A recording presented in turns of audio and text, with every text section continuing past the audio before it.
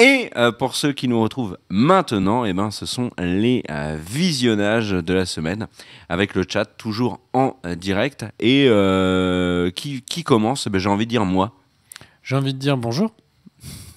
Est-ce que tu peux mettre les visionnages de la semaine où l'ami Cardel n'est pas là? Alors, moi, je vais vous parler de El Chapo, la nouvelle série de Netflix. 9 épisodes développés, si j'ai bien compris, avec le Mexique. Sujet extrêmement délicat à aborder pour Netflix et... Alors, je crois que c'est Univision, mais je ne suis pas certain. Pourquoi? Parce que El Chapo, donc Joaquim Guzman, est un narcotrafiquant mexicain qu'il a été arrêté il y a quelques mois seulement, extradé aux États-Unis, et que depuis, il y a eu une véritable guerre au Mexique pour reprendre le contrôle de son business, qui a fait déjà plus de 660 morts. 760 morts pour de vrai au Mexique. Le El Chapo, c'est toujours un personnage qui est vivant et qui, bien évidemment, est très très connu au Mexique. Et en fait, la série de Netflix suit le parcours de El Chapo de ses débuts, puisqu'on commence le premier épisode. El Chapo est un bras droit de Don Pablo, qui est le chef de la mafia locale. Et El Chapo, c'est quelqu'un qui veut véritablement s'imposer dans le milieu des narcotrafiquants, notamment parce que son père disait sans cesse qu'il ne serait qu'un paysan et jamais un patron. Et donc El Chapo veut prouver le contraire.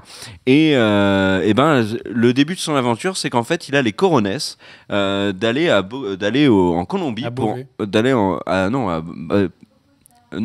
quand même pas à Beauvais, mais d'aller en Colombie pour rencontrer Pablo Escobar. Et c'est ce qui va lancer le business de El Chapo, puisque c'est lui qui va faire donc les voyages c'est la cocaïne. La cocaïne de... Il y a un crossover, c'est les mêmes acteurs que dans Non, c'est pas les mêmes acteurs. Et le Narcos Cinematographic Universe. Non, alors ce ne sont pas les mêmes acteurs. L'acteur qui joue Pablo Escobar incarne vraiment le personnage le plus flippant de la saison, ce qui est en tout cas le plus impressionnant.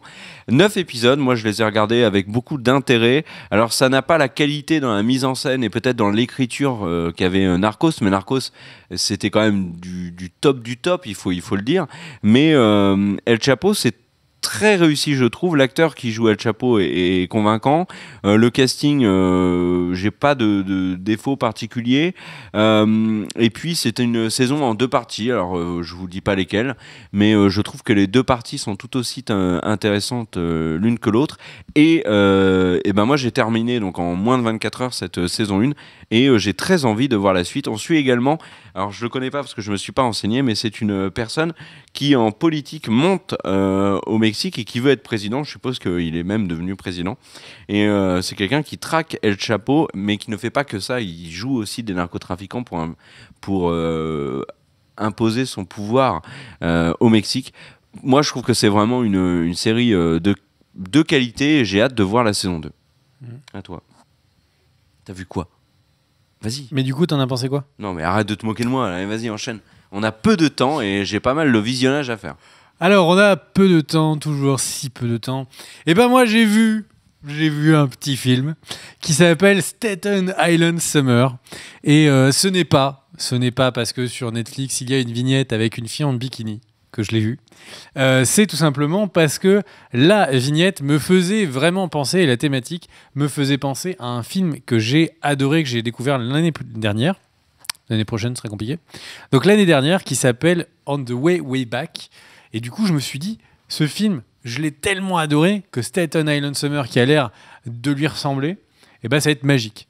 Et donc, The Way Back, c'est l'histoire d'un jeune qui, pour gagner un peu d'argent, travaille dans la piscine du coin, dans un petit coin paumé des États-Unis, et il passe l'été, et c'est un peu la loose. Staten Island, on voit un groupe de jeunes mecs, donc on suit surtout celui de droite, qui, du coup, pour gagner un peu d'argent l'été, est gardien de piscine, et que va-t-il se passer sur ce dernier été? Donc, globalement, c'est quasiment le même pitch. Et alors, Staten Island on the Way Back, c'est un film. C'est Staten Island Summer. Staten Island Summer. Là, je confonds les deux films. Et donc, Staten Island Summer, c'est une succession de trucs pas drôles et un peu gênants. Et le truc, c'est que les deux films étaient tellement proches que j'ai regardé jusqu'au bout et tout. Et pendant ce temps-là, il y avait Ma douce et tendre qui passait de temps en temps dans le salon et qui me disait, qui s'arrêtait quelques instants, tu vois, mettait la main sur le mur comme ça, et regardait, il fait ça a l'air à chier. Et moi j'ai dit ouais, mais ça ressemble vachement à un film que j'ai adoré. Et donc au bout de 1h30 de calvaire, mais vraiment atroce, où tu te demandes pourquoi t'en es là, pourquoi ta vie elle est là, quelles erreurs t'ont mené là. Et bah du coup je suis retourné voir Ma douce et tendre. Qui m'a dit alors c'était comment. J'ai dit bah c'était nul à chier. Et bref, donc ne vous laissez pas avoir, ces films ne se ressemblent pas. The Way Way Back est un chef-d'œuvre des films d'été, et Staten Island Summer est une pauvre bouse qui essaye d'être un peu une espèce d'American Pie sans être drôle ni quoi que ce soit. Donc voilà, je vous déconseille ce film d'été. And The Way Way Back, par contre, excellentissime. Ok, alors je vais juste préciser sur le chat parce qu'on m'a fait la remarque qu'il fallait être un fonctionnaire pour pouvoir regarder El Chapo en une journée. Bah non, il faut juste avoir un dimanche. Alors moi je vais vous parler de deux films d'un coup. Tu es fonctionnaire? Oui, je vais vous parler de deux films d'un coup. Deux films Netflix qui ont pour thématique la guerre. Le premier c'est War Machine avec Brad Pitt, le deuxième c'est Sandcastle qui est sorti juste avant. War Machine c'est un film Netflix qui a eu une énorme promotion, qui est sorti il y a quelques semaines avec Brad Pitt dans le rôle principal. Le cadre c'est quoi? C'est la guerre en Afghanistan. C'est un film de guerre sans nous montrer la guerre, puisqu'en fait on suit un général, en l'occurrence Brad Pitt, qui est chargé par Barack Obama d'essayer alors pour lui de gagner la guerre, mais pour la Maison-Blanche, d'y mettre un terme, ou en tout cas que la situation ne s'enlise pas davantage, car alors qu'au moment où les États-Unis étaient en Irak, il y avait toujours cette guerre en Afghanistan qui était un petit peu curieuse, puisque tout le monde campait sur ses positions, et surtout regardait, sans vraiment réagir, le retour des talibans au pouvoir. C'est un film qui, je trouve, est pas inintéressant, mais qui rate un petit peu le coche. C'est-à-dire que c'est un film qui se veut un mix de comédie abordant des sujets vraiment importants de géopolitique, et notamment cette guerre en Afghanistan, avec un Brad Pitt qui s'éclate visiblement et qui nous éclate aussi, puisqu'il surjoue ce rôle de général qui est extrêmement carré, tu sais, qui est suivi par ses hommes, qui est un petit peu à l'ouest. Certains disent qu'il est la caricature de lui-même dans Inglourious Basterds. Oui. C'est plutôt bien résumé. Et en fait, ce War Machine, je l'ai trouvé sympathique, un petit peu chiant, emmené par un Brad Pitt de qualité, mais pas non plus... c'est pas le film Netflix que j'aurais poussé autant. Et à côté de ça, il y a Sandcastle qui est sorti il y a quelques mois, qui est porté donc par Nicholas Hoult, le fauve dans les nouveaux X-Men, qu'on voit également dans Mad Max Fury Road. Il y a à côté de lui Logan Marshall Green, qui est le héros de la série Quarry, qu'on avait vu dans Prometheus. Et puis dans un petit rôle, alors bien évidemment la promo nous fait croire que c'est le personnage du film, c'est Henry Cavill alias Superman. Alors il a un petit rôle, mais il est quand même important. Et alors cette fois le cadre, ouais, il est massif, hein. Putain, alors lui je le ferais pas chier dans la rue, hein. Non mais lui, tu vois, pour un déménagement, tu lui dis écoute Henri, j'ai 2-3 crocs dans le frigo, viens nous aider à bouger le frigo, et puis après tu pourras prendre les crocs qu'il y a dedans. Je pense qu'il le fait sans problème. Et il se fait pas mal au dos, pas de tendinite, rien du tout, quoi. Vraiment, Henri, chapeau. Ah non, je confonds le chapeau, c'est l'autre série, c'est Henri Cavill. Bref. Le cadre, c'est quoi? C'est l'Irak cette fois, et on suit en fait. Et le point de départ, je l'ai vraiment trouvé intéressant. C'est un soldat, donc Nicholas Hoult, qui alors les premières phrases, donc, c'est. Tu parles plus de Non, je parle de Sandcastle. Notre ami Nicholas Hoult est en Irak, mais alors il flippe vraiment, et il n'a qu'une envie, c'est d'entrer aux États-Unis. Donc première scène, il s'éclate la main volontairement. Dans le but de repartir dans le premier hélico, sauf que à l'infirmerie ils lui disent tu sais, nous on en a vu des bien pires que ça, continuer d'aller au combat. Donc Nicolas Hoult doit prendre son courage à deux bras, et il y a un seul. Bah oui, mais ça se soigne en fait sa main. Et il part donc avec une troupe en Irak, dans les rues de Bagdad pendant l'offensive américaine, qui était l'offensive qu'on a suivie notamment dans le film Green Zone, alors, si je ne m'écarte pas trop au niveau de la temporalité. Et en fait, je t'ai envoyé des photos, Daniel, qui sont beaucoup mieux que celles-là. Et en fait, le groupe de Nicolas Soult, qui est géré par Logan Marshall Green, eh ben, il a un rôle dans cette guerre qui est de distribuer l'eau aux civils. Et si vous voyez le film, vous allez voir à quel point c'est pas évident de distribuer de l'eau en Irak à ce moment-là. Et notamment, ils le font pour qui ? Pour Henry Cavill. C'est un film que j'ai trouvé vraiment intéressant. Il n'y a pas d'eau, Henry Cavill. De quoi ? Ils le font pour Henry Cavill. Ils le font pour Henry Cavill. Oui, c'est lui qui gère. En fait, les soldats accompagnent le convoi, sécurisent le convoi, et c'est Henry Cavill qui gère tout ça au niveau de la logistique. Non, qui est au niveau de la logistique. C'est le mec au-dessus, quoi. Henry Cavill demande à C'est leur boss. Ouais, et eux... c'est leur boss. Et eux, ils font le sale boulot. Ok, c'est clair. Clair. Le film est très prenant. Il y a des scènes d'action qui sont vraiment très réussies. Je pense notamment à un attentat suicide. Voilà. Et Sandcastle, c'est un film qui a de moins bonnes critiques que War Machine. C'est un film qui n'a pas du tout fait parler quand il est arrivé sur Netflix. Et que pourtant, si je dois en conseiller un des deux, pour moi, il n'y a pas photo, c'est Sandcastle. Mais il n'y a pas de Brad Pitt. Il n'y a pas de Brad Pitt, mais il y a Henry Cavill. Et il est massif. Pour un déménagement. Non, par contre, il y a Logan Marshall Green, qui est vraiment un acteur que j'adore, qui ressemble, qui à mon avis, alors ça c'est un avis comme ça, qui va avoir du mal à vraiment percer à Hollywood. Pourquoi ? Parce que je trouve qu'il ressemble énormément à Tom Hardy. Et en fait, j'ai l'impression que Logan, c'est le mec que tu vas aller chercher quand Tom Hardy t'a dit désolé, je peux pas, je fais Tabou saison 3. Voilà. C'est un peu le même problème avec Admirad, on va le chercher quand Idris Elba est occupé à faire un autre film, par exemple. Aucun rapport. À toi. Tu veux faire un visionnage ou j'en fais un autre ? Parce que sinon, je peux te parler du film à fond avec José Garcia, qui est, l'année dernière, on a eu Les Visiteurs de la Révolution. Donc, et on a Kerr va nous laisser un film de José Garcia. Le principe, c'est quoi ? C'est une voiture qui est lancée sur l'autoroute avec le régulateur de vitesse qui est cassé. Tu te dis, nous sommes face à un film speed avec José Garcia, mais sans Sandra Bullock. Tu te dis, est-ce que j'ai perdu au change ou pas ? Je ne sais pas. Il n'y a pas Michael Youn, sinon. Il y avait... Non, c'est Keanu Reeves. Non. Ah non, à fond, non, pas du tout. Il y a André Dussolier qui visiblement avait besoin d'argent. Et ce film est une catastrophe absolue. Mais on ne s'amuse jamais. Ils sont sur l'autoroute. Alors il y a Vincent de Sagna non, tu confonds avec Vincent de Sagna qui était au Morning Live. Mais j'ai souffert le martyre et c'est vraiment mauvais et c'est un peu dans la droite lignée d'un film dont je vous parlerai peut-être plus tard qui est Red Dingue, le dernier film de Danny Boone. J'ai vu du lourd. On peut-être parler donc de José Garcia. Oui. Parce que il est un peu à l'image des comédies françaises. En fait, j'aimais beaucoup José Garcia. J'aimais énormément Mission Cléopâtre. Et en fait, ce qui s'est passé, c'est que petit à petit, à force de mauvais films, j'ai juste oublié leur existence. Je pense que je vois José Garcia dans la rue, je ne suis même plus capable de vraiment le reconnaître à 200%.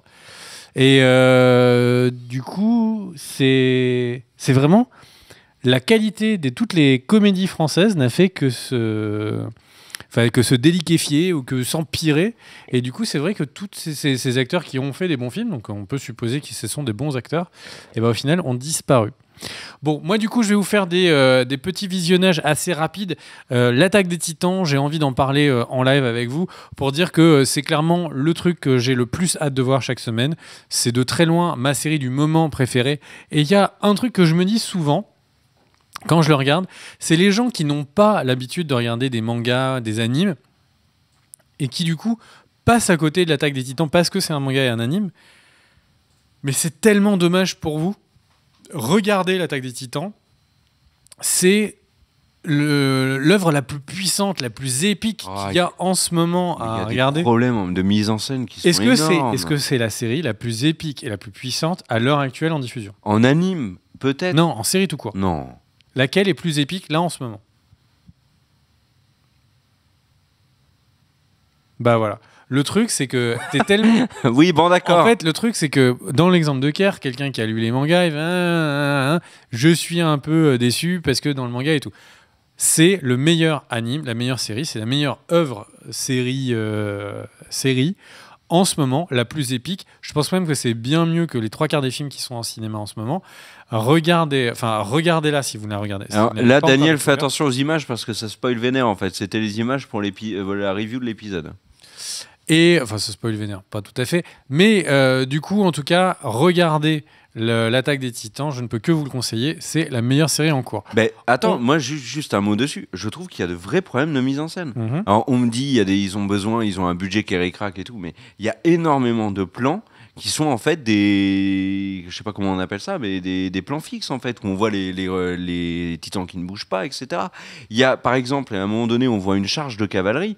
Mais je me suis dit, mais what the fuck, comment un truc aussi merdique a pu passer? On voit des petits machins qui avancent comme ça en ligne droite. On dirait un trait qui a été fait sur le papier. C'est pas possible. Il y Ça a enlève vraiment quoi que ce soit à la force de l'œuvre. Mais ça, non. Mais par contre, Ah, voilà. mais non, mais ce que je veux dire, c'est que si tu as lu le Alors, manga, je attends, vous laisse-moi invite. finir. Si tu as lu le manga et que donc tu n'es plus étonné par la force de l'œuvre, c'est au niveau de la mise en scène que tu vas prendre ton kiff. Les combats de titans, etc. Et là, Mais honnêtement, ça, on s'en fout. Enfin, ben je suis non, désolé, on mais- s'en fout pas. Mais je suis désolé, parce mais on qu'il y a s'en une fout partie du non. public, Je suis c'est-à-dire désolé, on tous s'en les fout. lecteurs. Quand tu qui regardes sont une sur œuvre, quand tu regardes une œuvre, tu dois la regarder elle seule. Quand on regarde un film qui est une adaptation, on doit s'en foutre que c'est à peu près l'œuvre ou pas, ou qu'il y a des scènes en plus, ou au moins on s'en fout. On regarde une œuvre par rapport à ce qu'elle est elle-même, pas par rapport à ce qui est sorti avant ou après, parce que sinon tous les reboots D'accord. seraient forcément Ok. mal considérés.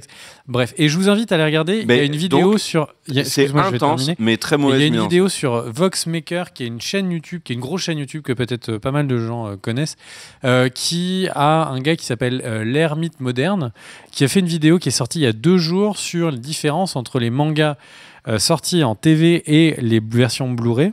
Et il montre de manière assez parlante à quel point, en fait, souvent, les mangas sont justement travaillés de manière assez rapide, avec des traits, des dessins qui sont parfois assez imprécis sur la version télé parce qu'ils ont des deadlines hyper short, mais que pour la version Blu-ray, généralement, ils améliorent les choses. Et justement, l'Attaque des Titans est pris en exemple, parce qu'on voit clairement qu'il y a certains des traits qui sont vraiment faits à la va-vite pour pouvoir livrer l'anime à temps, et que sur la version Blu-ray, c'est amélioré. Et je répondrai juste au chat qui dit que Berserk est plus puissant. Je répondrai que oui, je préfère Berserk à l'Attaque des Titans, je préfère en tout cas les films Berserk à l'Attaque des Titans et la fin du série animée il y a quelques années, mais c'est pas diffusé en ce moment. Je comparais les séries qui étaient sorties en ce moment. Pour enchaîner, je vais tout simplement vous parler du fait qu'il y a Terrace House, ce fameux série télé-réalité sur des Japonais qui sont à Hawaï, et qui a eu donc son batch de 8 nouveaux épisodes qui est sorti ce week-end. C'est toujours aussi plaisant. Si vous aimez Terrace House, c'est exceptionnel. Si vous voulez découvrir la culture japonaise, au tréfonds de la culture japonaise, ne regardez pas Terrace House Aloha, mais regardez Terrace House Boys and Girls, qui est donc la version à Tokyo. C'est excellent. Si jamais vous avez envie de passer des vacances en Asie, juste de regarder cette série vous fera voyager. On enquille, je vais vous parler d'un autre anime, je vais vous parler de My Hero Academia. Ça n'a en rien la force de l'Attaque des Titans.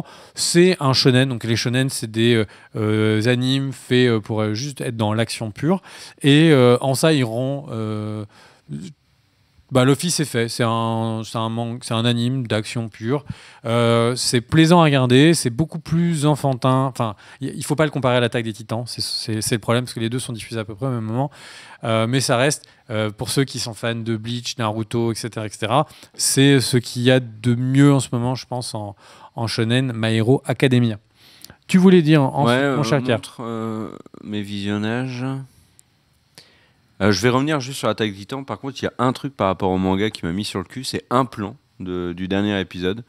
Où là je me suis dit, waouh, mais en fait c'est le moment que j'attendais de cette saison au niveau du côté épique, etc., que moi malheureusement j'ai pas vu. Qu'est-ce que non, moi j'ai terminé. Allez, j'ai terminé. T'avais pas Attends, Red non. Dingue là, Power Rangers le film? Non, j'ai pas envie d'en parler maintenant. Power Rangers, j'aimerais bien. Ah mais non, je voulais faire une critique flash. T'es comme ça. Ouais, je finirai par ma critique flash. Allez hop.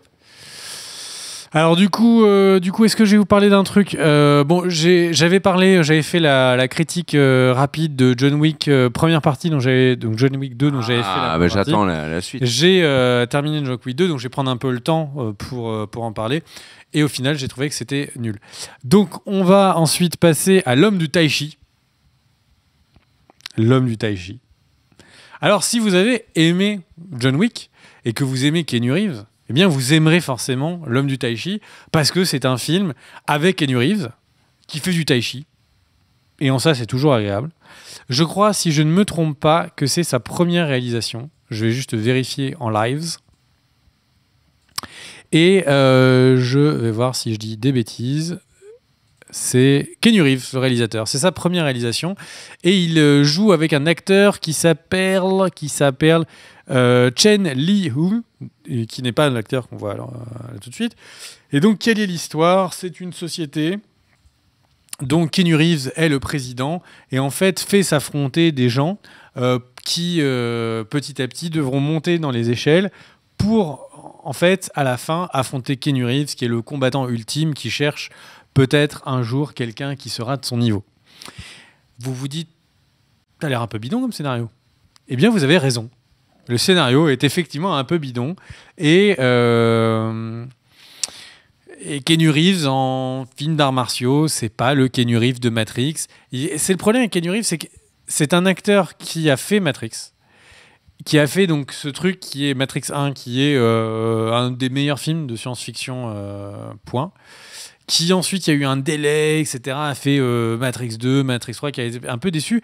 Mais du coup, je trouve qu'il n'est jamais vraiment sorti de la hype de Matrix et il n'a jamais eu un film qui lui a permis, en fait, de rattraper ça. Et du coup, j'aimerais bien voir Keanu Reeves. Il en a plus d'opportunités aussi. Plus dans des films à l'eau de rose, il a fait 2-3 comédies romantiques, plus dans des films d'action de petit budget. C'est dommage parce que c'est vraiment un bon acteur qui, je trouve, se gâche. En plus, là, première réalisation qui est pas. Mais c'est pas lui qui se gâche. Qui est pas terrible. Et c'est ce qui lui est arrivé qui a fait que après Matrix, il était fini. Si, un petit peu, tu vois, quand c'est lui qui réalise le film et qui se donne le premier rôle, c'est un peu lui quand même qui décide. Oui, mais sa vie personnelle et ce qu'il a vécu fait que Keanu Reeves a forcément une carrière beaucoup moins rose qu'elle aurait pu l'être. Alors moi, je lui en veux pas à Keanu Reeves. Tu vois, ça, je comprends. J'en veux pas non plus. Je dis que c'est dommage. Oui. J'ai pas dit t'es un enfoiré, il va mourir.